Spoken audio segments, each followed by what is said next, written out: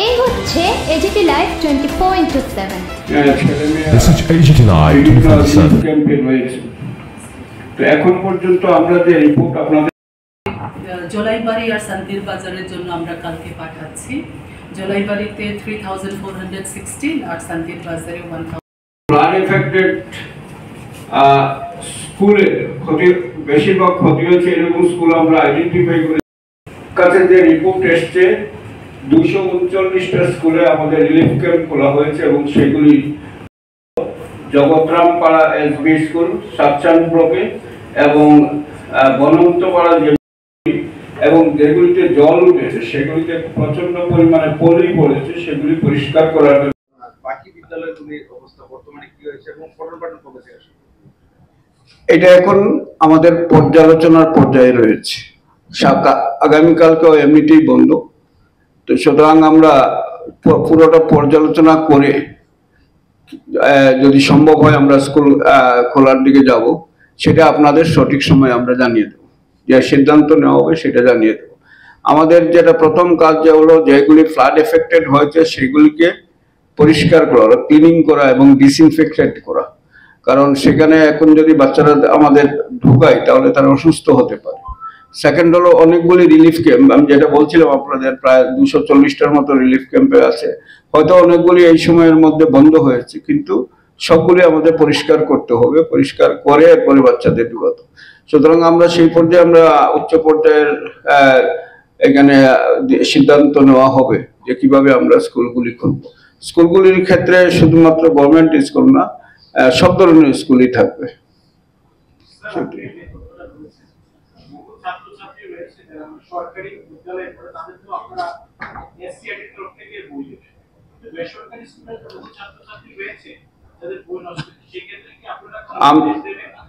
বেসরকারি স্কুলের ক্ষেত্রে তারা সাধারণভাবে কিছু কিছু ক্ষেত্রে তারা এসসিআরটির কাছে আসে বই নেওয়ার জন্য, সেই ক্ষেত্রে অবশ্যই আমরা পজিটিভ ভাবে দেখব। আর যদি মনে হয় যে তাদের অন্যভাবে ব্যবস্থা করতে হয়, আমি এর মধ্যেই পুরো ব্যাপারটা ফ্লাড এফেক্টেড সমস্যাটা এখন শেষ হলে আমি সব যে প্রাইভেট স্কুল রয়েছে এদের সঙ্গে আমি মিটিং করব এবং মিটিং করে যাতে বাচ্চাদের যাতে কোনো অসুবিধা না হয় সেই ব্যবস্থাগুলি আমি নিয়ে দেবো।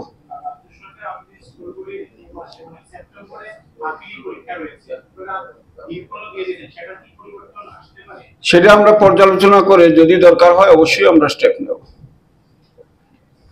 দেখা গেছে এই মানে ফ্লাড এফেক্টেড এর মধ্যে কিছু বেসরকারি স্কুল খোলা ছিল এবং ওদের বাসগুলি ফ্লাডের জলের মধ্যে দিয়ে নিয়ে যাওয়া হয়েছে এবং অনেক বাস, এটা প্রথম দিন একটু সমস্যা হয়েছিল। আমরা তো এটা ডিক্লেয়ার করতে করতে 7টা সাড়ে 7টা বেজেছিল সকালবেলা। এর আগেই কয়েকটা স্কুলের ছাত্ররা চলে গেছিল, সেটা আমি নিজেও দেখেছি। এর পরের দিন থেকে এটা বন্ধ হয়ে গেছে।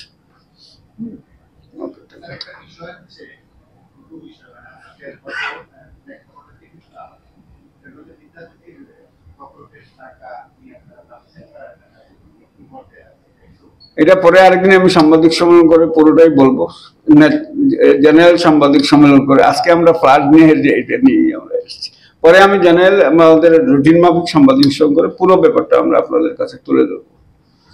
ঠিক আছে।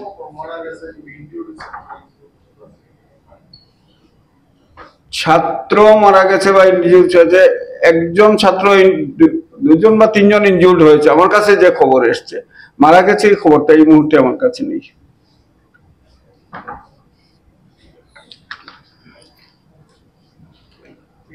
Thank you. আমরা এডুকেশন ডিপার্টমেন্টের, আমি স্কুল এডুকেশন, উনি এসসিআরটির ম্যাডাম এবং উনি হায়ার এডুকেশনের ডাইরেক্টর সাহেব, আমাদের স্পেশাল সেক্রেটারি এখন স্পেশাল ডিএম হিসেবে গোমতী ডিস্ট্রিক্টে রয়েছেন, যার জন্য আমরা ডিপার্টমেন্টকে রিপ্রেজেন্ট করছি।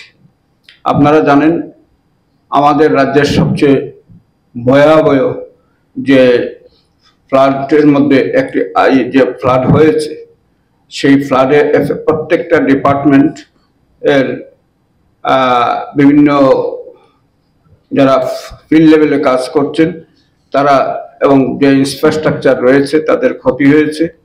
বিশেষ করে যে ফ্যামিলিগুলি ক্ষতি হয়েছে সেই ফ্যামিলিগুলিতে যে বাচ্চাগুলি রয়েছে, ছাত্রছাত্রীরা রয়েছে, তাদের অনেক ক্ষতি হয়েছে। এখনো অনেক অংশের স্কুলের এবং কলেজের ছেলেমেয়েরা বিভিন্ন রিলিফ ক্যাম্পে রয়েছে।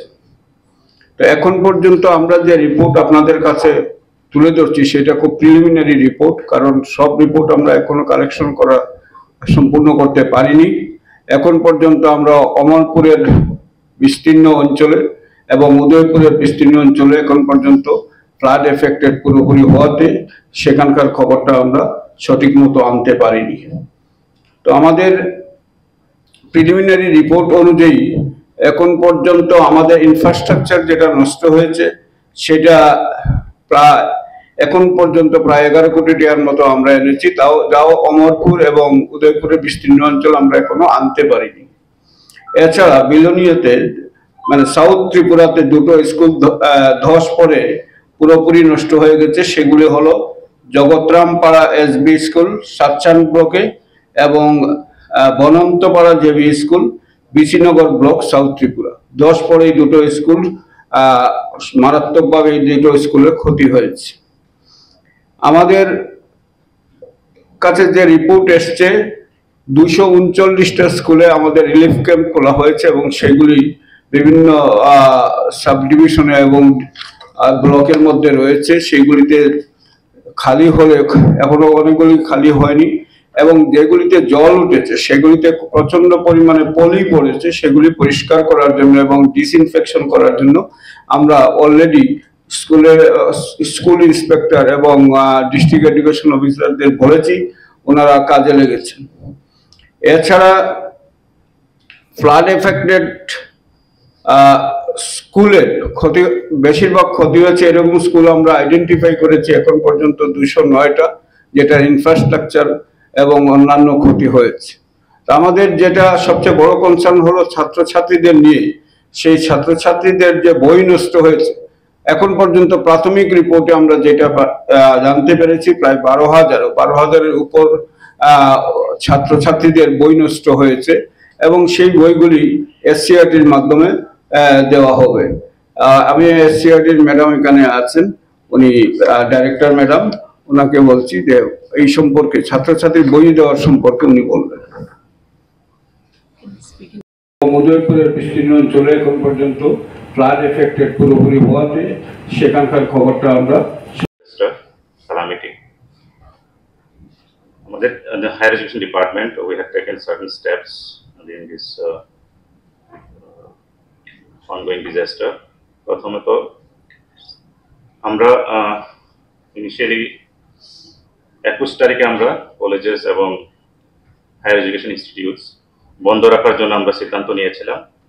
পরবর্তী সময়ে সেটা 22 এবং 23 তারিখে এক্সটেন্ড করার আমরা ডিসিশন নিয়েছিলাম।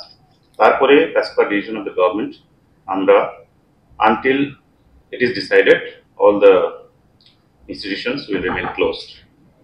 তার সঙ্গে যে ongoing semester examination চলছে যে কলেজে, বিশেষ করে সেকেন্ড সেমিস্টার এবং ফোর্থ সেমিস্টারের স্টুডেন্টের জন্য conducted by Tripura University, সেটাও পোস্টপোন করা হয়েছে by university till the college is opened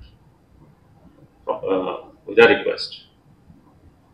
পাশাপাশি যেটা law entrance examination which is conducted for admission to the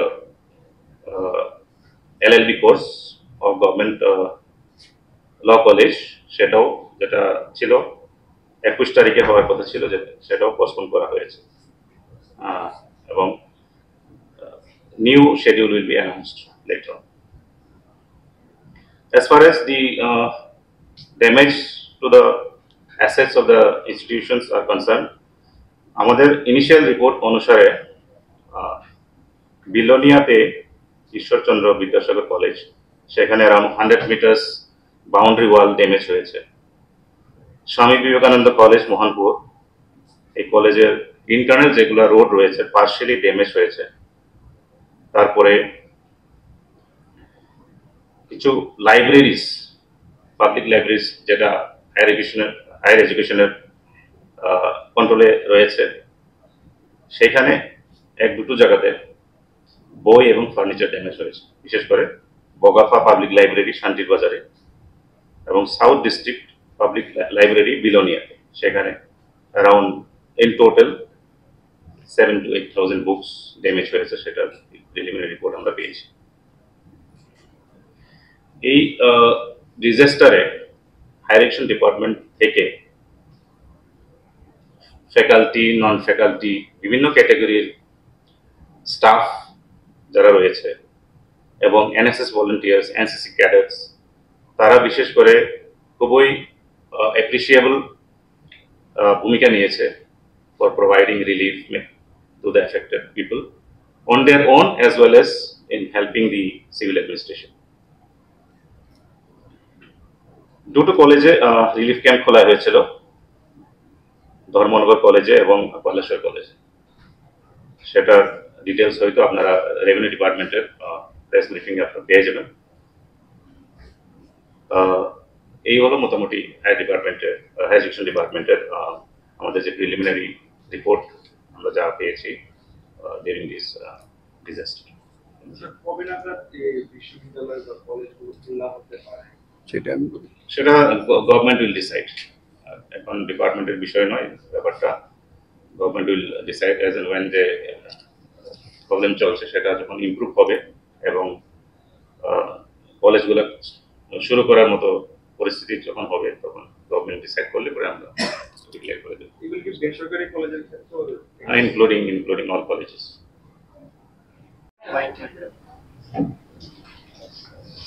আমাদের কাছে যে প্রিলিমিনারি রিপোর্ট এসেছে এখানে দেখা গেছে যে আমাদের সব ডিস্ট্রিক্টগুলো মিলে we have received a requirement of 12,336 books. আমরা এখন রেডি আছি, loading already completed, will be sending books to South District tomorrow.